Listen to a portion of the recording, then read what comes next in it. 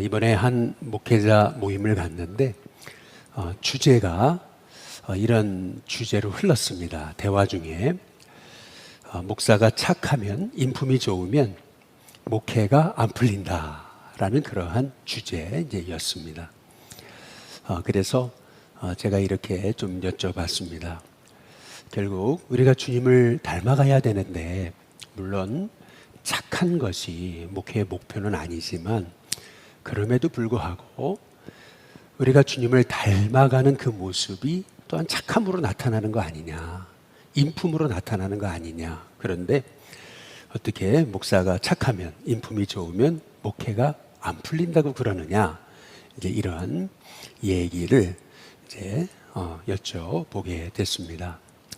뭐 이런저런 얘기들이 이제 오고 갈 때 어떤 한 분이 이런 얘기를 하시더라고요. 그거를 이렇게 좀 볼 필요가 있다라는 겁니다. 이걸 은사의 개념으로 봐야 된다라고 하는 얘기였어요. 어떤 목사님은 목자의 은사가 있고 어떤 분은 이제 다스림의 은사가 있다는 거예요. 그러니까 목자의 은사가 있는 분은 예를 들어 큰 교회로 갈 기회가 있어요. 그런데 양들을 생각하면 못 간다는 거예요. 뿐만 아니라 또 이렇게 찬스가 났어요. 더 큰 교회로 갈 수 있는 찬스가 났는데 목자의 은사가 있기 때문에 누군가가 이제 먼저 간다 그러면 양보한다라는 거죠. 근데 이거를 어떤 은사의 개념으로 봐야지, 그렇게 우리가 단순하게 볼 게 아니라 이제 이러한 얘기였어요. 목자의 은사를 가진 분은 이런다는 거죠. 예를 들어 성도가 아파요. 그러면은 막 자기가 달려가야 된다는 거예요. 그런데 다스림의 은사가 이제 있는 분들은 이제 곁에 있는 사람들 이제 시켜가지고 가서 신방하게 하고 양육하게 하고, 그래서 사람들을 이제 조직적으로 움직이는 그런 은사가 있다. 그래서 이거를 은사로 봐야지 이거를 그런 개념으로 보면 안 된다. 이제 이러한 이제 얘기였습니다. 이제 그러면서 이런 얘기를 이제 하시는 거예요. 그러나 하나님은 아시고 반드시 그의 눈물을 갚으신다라고 하는 이제 그런 얘기였어요. 예를 들어보자면 아버지가 금식기도 하시다가 이제 돌아가시잖아요, 중간에. 그러나 그것이 꼭 목회의 실패처럼 보였어도 결국 그 자녀를 통해서 또 자손을 통해서 하나님은 하나님의 일을 이루어 가신다.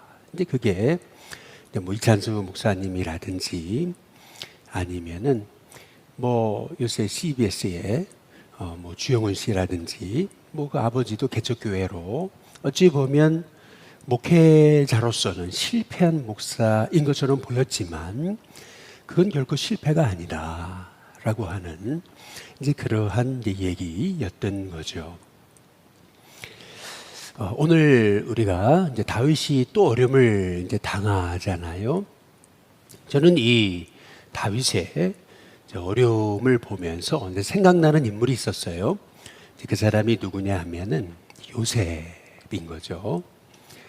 요셉은 창세기 37장에 보니까 17세의 소년으로서 형들의 잘못을 아버지께 다 일러바치잖아요.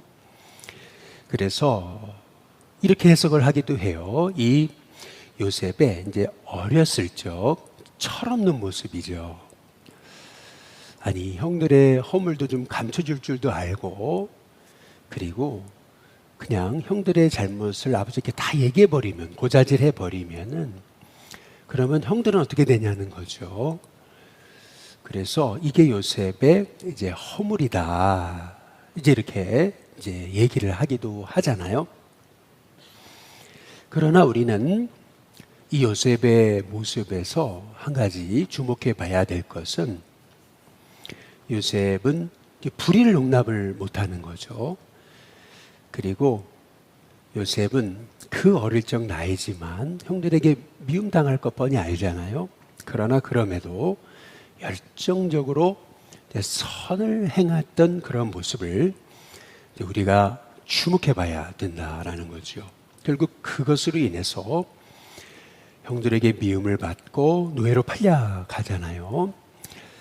그런데 우리 하나님은 그 형들의 악함마저도 결국 요셉을 13년 동안 연단하셔가지고 총리로 세우심으로 합력하여서 결국 선을 이루게 하셨던 것을 볼 수가 이제 있는 거죠. 마찬가지로 우리의 삶에도 참 열심히 선을 행했어요. 그러나 이것이 악으로 돌아올 때가 있어요. 열심히 선을 행했는데 선이 이제 무너진 것 같은 그러한 상황을 만날 때가 있다라는 거죠. 오늘 19장 이제 8절에 한번 보시면은 이런 거예요. 전쟁이 다시 있으므로 다윗이 나가서 블레셋 사람들과 싸워 그들을 크게 쳐 죽이매 그들이 그 앞에서 도망하니라. 이런 생각을 좀 해보게 됐어요. 사울이요, 다윗의 잘됨을 그렇게 힘들어하는데 이쯤 되면 다윗도 알만하잖아요. 왜 사울이 저러는지. 그러면 다윗이 조금 몸 좀 사리지. 전쟁에 나가서 열심히 싸우지 말고 그냥 블레셋과 좀 싸우다가 지고 후퇴하고 그리고 패배도 좀 하고 잡힐 듯하면 도망치기도 좀 하고 힘 다 쓰지 말고 열정적으로 싸우지 말고 그냥 블레셋 사람들과 전쟁하는데 지금 사울이 너무 힘들어하니까 그러니까 좀 대충 하지. 이런 생각을 문득 해보게 됐어요. 열심히 블레셋과 싸웠기 때문에 결국 그것으로 인해서 오늘 여기 9절에 보니까 다시 전쟁이 일어나서 다윗이 크게 또 승리하잖아요. 그러니까 9절에 보니까 사울이 손에 단창을 가지고 그의 집에 앉았을 때에 여호와께서 부르시는 악령이 사울에게 접하였으므로 다윗이 손으로 수금을 탈 때 10절 사울이 단창으로 다윗을 벽에 박으려 하였으나 이렇게 얘기하고 있잖아요. 지금 다윗이 너무 잘 되니까 사울이 너무 힘들어 하잖아요. 그러니까 이쯤 됐으면 다윗이 조금 좀 이렇게 타협도 좀 하고 그리고 꾀도 좀 부리고 그리고 일부러 좀 패배도 좀 하고 열심히 싸우지 말고 블레셋 사람들과 좀 지기도 하고 뭐 이렇게 말이에요. 어느 정도 이렇게 조금 세상 살아가는 좀 그런 좀 꾀를 부렸으면 어땠을까라고 하는 그러한 생각을 조금 가져보게 됐어요. 오늘 말씀을 묵상하면서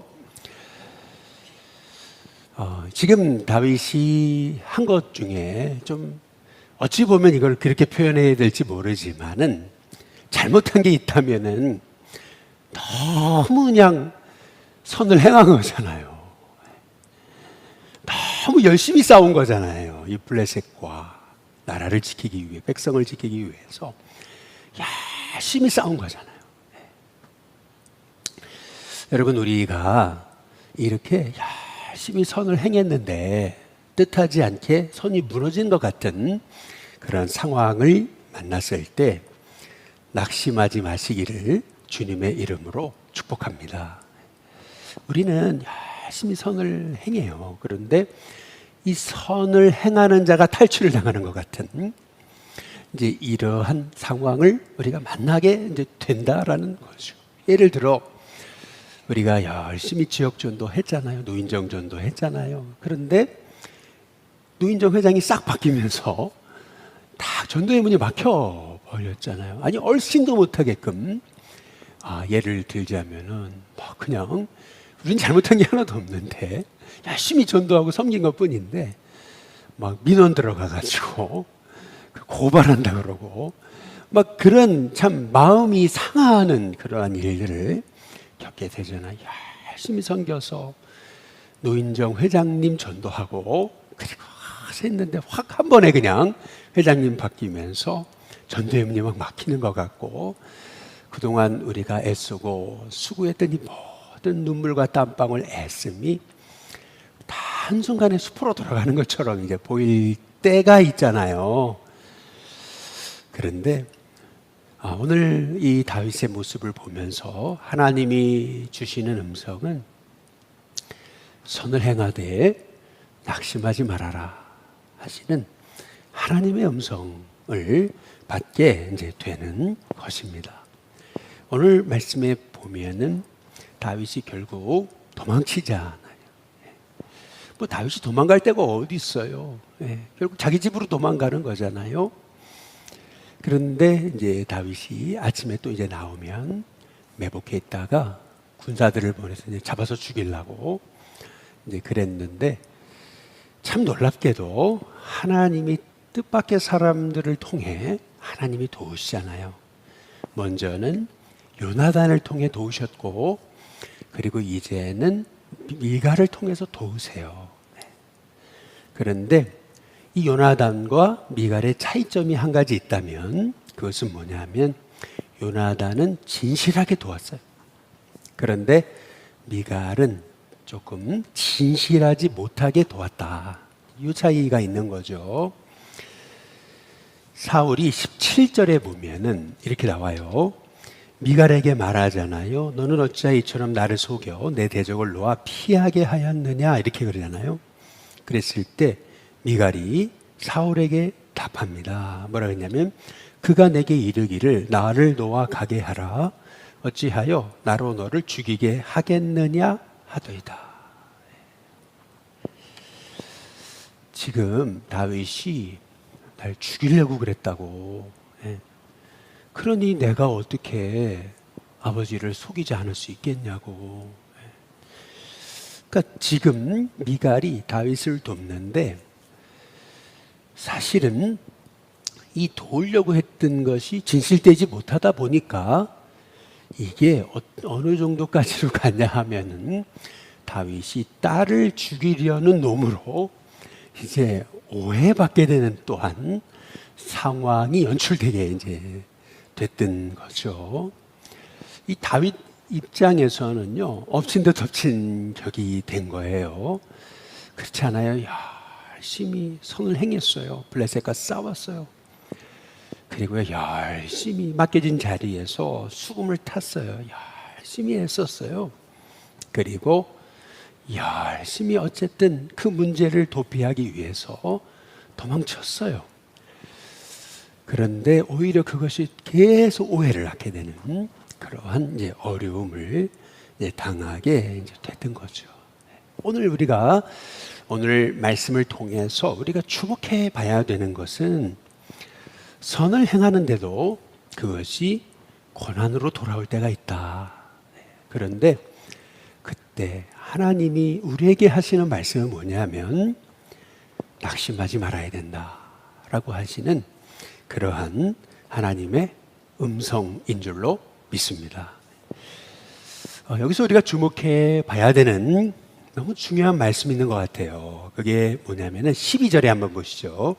12절에 보면은 우리 한번 같이 한번 다 함께 한번 읽어보겠습니다. 같이 읽습니다. 시작. 미갈이 다윗을 창에서 달아내리매 그가 피하여 도망하니라. 참 극적이잖아요. 다윗을 창에서 밧줄로 달아내렸어요. 근데 이런 사건이 성경에 여러 번 있었잖아요. 이스라엘의 정탐꾼들을 라합이 창에서 달아내잖아요. 그래서 살려주잖아요. 그 일종의 생명의 밧줄이거든요.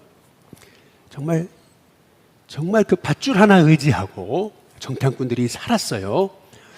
뿐만 아니라 사도 바울이 예수님 믿고 구원받고 그리고 나서 얼마나 열정적으로 복음을 전했어요. 근데 그것 때문에 오히려 역풍이 불잖아요. 사도 바울은요, 오히려 그것으로 인해 고난당하기 시작하잖아요. 죽임당할 뻔 해가지고 예루살렘에 있던 주의 제자들이 사도 바울을 성에서 달아 내려가지고 그래서 사도 바울을 살려주잖아요. 그러니까 극적인 이 정탐꾼들, 그리고 다윗, 그리고 이 사도 바울, 아주 공통점들이 있잖아요. 그 공통점이 뭐예요? 그 공통점은요, 하나님의 이 일을 행함에 있어서 하나님의 사람들은 고난을 만난다는 겁니다. 고난을 만나요. 그런데 하나님은요, 뜻밖의 사람, 기생 라합을 통해서, 그리고 이 미가를 통해서, 그리고 예루살렘에 있던 그 무명의 제자들을 통해서 하나님은 하나님의 종들을 끝까지 주의 생명의 줄로 붙잡고 계시다는 거죠. 아주 아슬아슬해요. 그러나 그 아슬아슬함 가운데도 하나님은 우리를 향해서 하나님의 손 절대 놓지 않고 계시다라고 하는 그런 말씀이죠.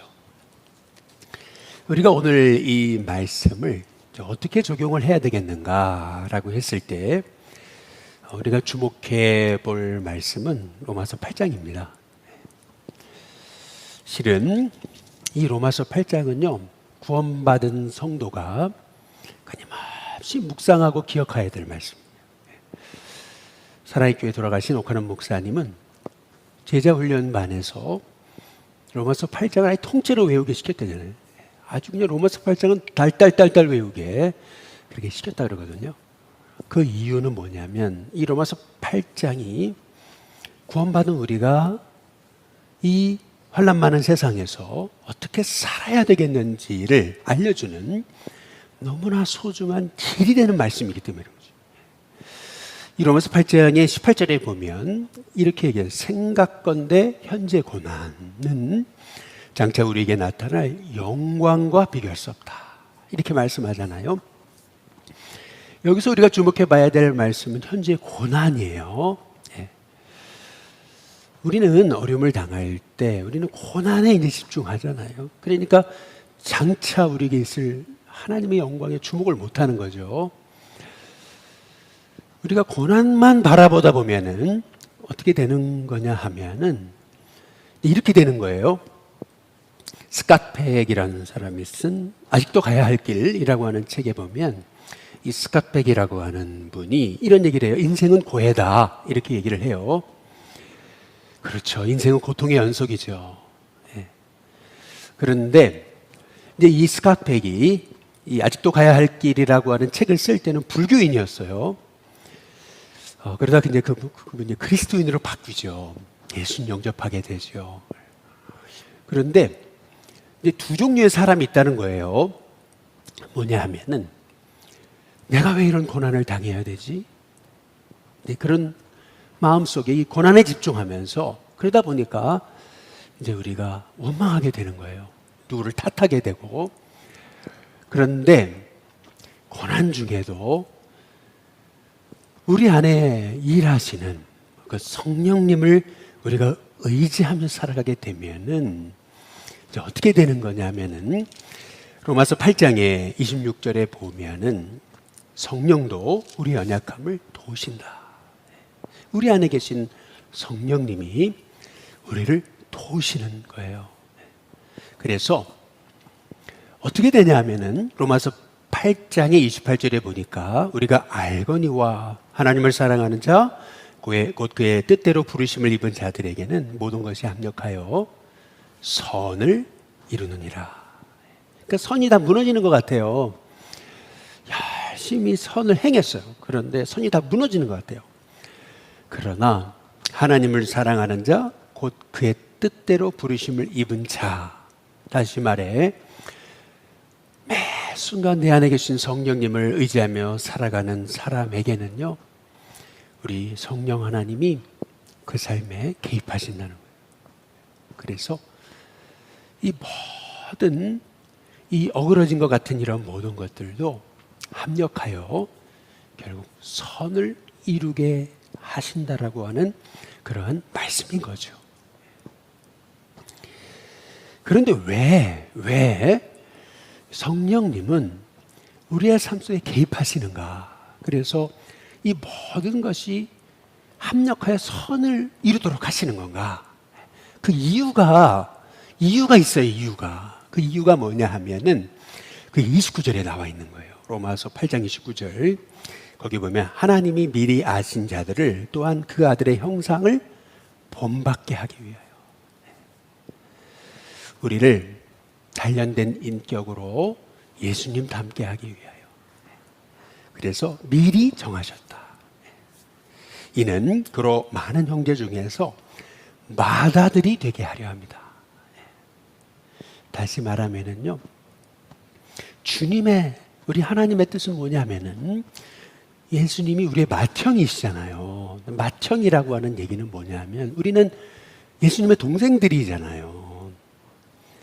이 우리가 동생이라고 한다면 여러분, 주님이 원하시는 건 뭐냐면 많은 동생들이 일어나는 거예요. 그러니까 다시 말하면은 우리가 왜 복음 전해야 되는 겁니까? 그것이 바로 선하신 하나님의 뜻이기 때문에 그래요. 많은 주의 동생들이 일어나야 되는 거예요. 그래서 우리가 해야 될 일은 뭐냐면 예수님을 본받는 거거든요. 그의 형상을 본받아가는 거거든요. 그런데 오늘 말씀에서 우리가 주목해 볼 게 있어요. 그게 뭐냐면은 로마서 8장 29절에 보면 하나님이 미리 아신 자들이에요. 미리 아신 자들. 미리 아셨다. 여러분, 이게 얼마나 중요한 말씀인지 그냥 이름만 안다라는 것이 아니라 그랬어요. 하나님은 하나님의 놀라운 계획이 있다라는 뜻이라고 말씀을 드렸어요. 예를 들면 이런 거죠. 디즈니는 39살에 자기 딸들이 놀이터에서 노는 걸 봐요. 그런데 이렇게 아이 딸들이 노는 걸 보니까 이 놀이터가 너무 낡았어요. 그리고 위험해요. 그래서 내가 딸들을 위해서 좀 멋진 놀이터를 만들어주면 안 될까? 그래서 눈을 감고 생각을 해봤어요. 그랬더니 막 이제 애들이 뛰어노는 그러한 막 놀이터를 꿈꾸다 보니까 이제 그게 이제 디즈니랜드가 이제 됐던 거죠. 그래서 15년 후에 LA에 드디어 디즈니랜드를 개장하게 됐던 거예요. 그런데 디즈니랜드를 이제 개장을 하고 나서도 전 세계 아이들이 와서 뛰놀고 꿈을 꾸는 이제 그런 곳을 또 꿈꾸게 되죠. 그래서 저 플로리다에다가 이제 디즈니 월드를 이제 또 시작을 이제 하게 되던 거예요. 그런데 디즈니 월드를 착공을 하고 나서 완공 5년을 앞두고 이 디즈니는 이제 생을 마감하게 되죠. 이제 그리고 나서 5년 후에 디즈니 월드가 완공이 됐어요. 그리고 나서 이제 개장식을 할 거 아니겠어요? 개장식을 할 때 그 미망인이 이제 그의 아내가 이제 그 세리머니, 오픈 세리머니에 참석을 하게 됐던 거죠. 사회자가 그렇게 얘기를 하는 거예요. 참 안타깝다고. 이 꿈을 꿨던 이 디즈니는 이 자리에 없어서 이 멋진 광경을 볼 수 없음이 너무 안타깝다고 이렇게 얘기를 한 거죠. 네, 그랬더니 이 디즈니의 아내가 딱 이제 서서 이제 남편을 대신해 가지고 축사를 하는 거잖아요. 그런데 이런 얘기를 한 거죠. 제가 좀 처음 시작하는 말부터 죄송한 얘기를 좀 해야 되겠다고. 근데 그게 뭐냐 하면은 내 남편은 이 디즈니 월드의 완공을 못 본 게 아닙니다. 미리 그는 꿈을 통해 봤습니다. 이미 봤습니다. 그렇잖아요? 이미 봤어요. 그래서 그 디즈니 월드가 생긴 거죠. 마찬가지예요. 우리 하나님은요, 미리 아세요. 우리의 삶을 통해서 많은 주님의 동생들이 일어날 것을 우리 주님은 아세요. 그래서 오늘 여기 30절 로마서 8장 3절에 보면 미리 정하셨잖아요. 또한 부르셨어요. 부르신 그들을 의롭다고 하셨어요. 의롭다고 하셨다는 얘기는 뭐냐 하면은 끊임없이 고쳐 쓰신다는 거예요. 버리지 아니하시고 고쳐 쓰세요. 끊임없이 우리의 모난 부분을 고쳐 쓰세요. 그리고 그들을 영화롭게 하셔. 그런데 이 로마서 8장 30절의 핵심이 뭐냐 하면은 이게 미래형이 아니에요. 이게 이 시제를 보면 모두가 다 과거형입니다. 아셨어요. 미리 아셨고 미리 정하셨어요. 부르셨어요. 의롭다고 하셨어요. 영화롭게 하셨습니다. 이미 하나님은 우리를 통해서 하나님의 일들을 꿈꾸시고 보셨어요. 그래서 우리가 할 일은 뭐냐 하면은 끊임없이 우리 안에 역사하시는 성령님, 그분을 의지하고 가는 거예요. 선이 무너지는 것처럼 보여도 끊임없이 그분을 보며 가는 거예요. 의지하고 가는 거예요. 그러면 성령님이 개입하십니다. 그래서 꼭 선이 무너지는 것 같은 그 상황조차도 우리 하나님은 합력하여 선을 이루시는 거죠. 저와 여러분의 삶에 내가 한 일은 열심히 섬긴 것 뿐인데 꼭 선이 무너지는 것처럼 보여요. 그러나 결국 합력하여 선을 이루시는 그 성령님, 그 성령님을 의지하면서 하나님 미리 아세요. 보고 계셔요. 구원을 이루실 거예요. 그 놀라운 하나님의 계획을 보면서 오늘도 성령님을 의지하면서 승리하는 저와 여러분이 다 되시기를 주님의 이름으로 축복합니다.